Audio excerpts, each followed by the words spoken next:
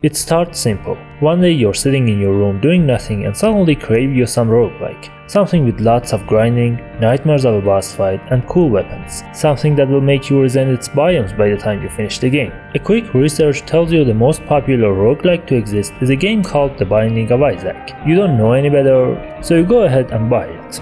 Big mistake. Do not play this game. Stop right here before it's too late and you lose any remaining sense of living you have. Or, if you insist so much, watch this video about the 6 crucial rules you must know about Isaac before playing it. This is all soul and I appreciate any form of support, even as small as hitting the like button and subscribe.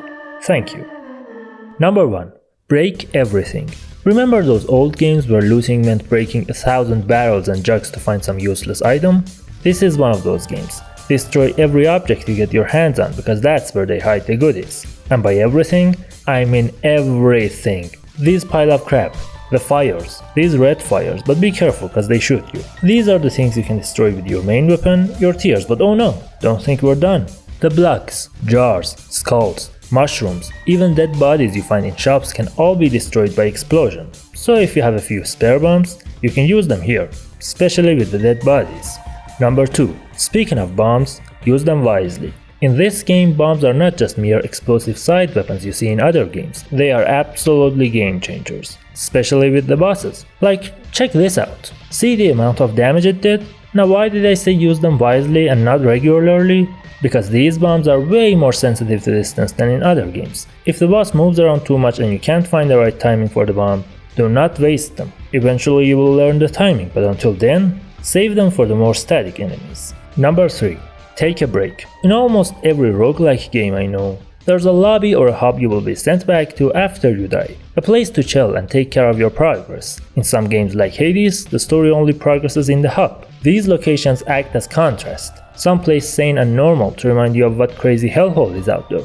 Isaac doesn't have that. You die, you immediately respawn in the first room. At first you might appreciate this fast pace, but after a while, it starts to get under your skin.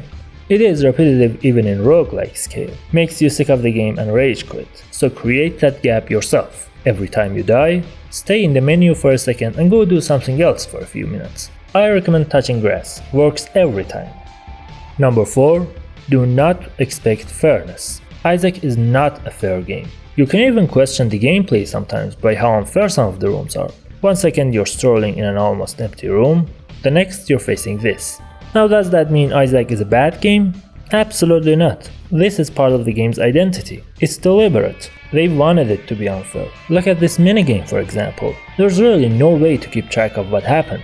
You just have to guess. This pattern is evident throughout the game. So either deal with the game's rage baits, or don't waste your time here and play something else. Number 5. Donate. Most of the times you won't receive an explanation on what something does and why you should do it. The pills don't have a name for Christ's sake. Donation is one of the unexplained musts. There are 10 thresholds and meeting each one will reward you with an upgrade or item or core change.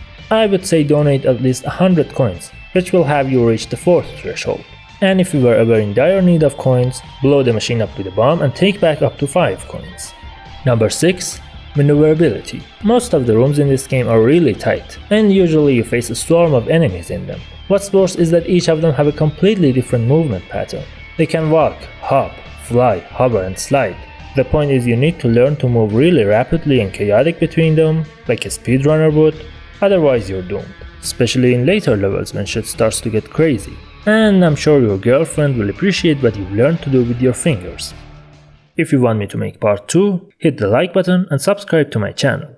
And if you have a suggestion yourself, write them in the comment section for all of us. And as always, don't you dare go hollow.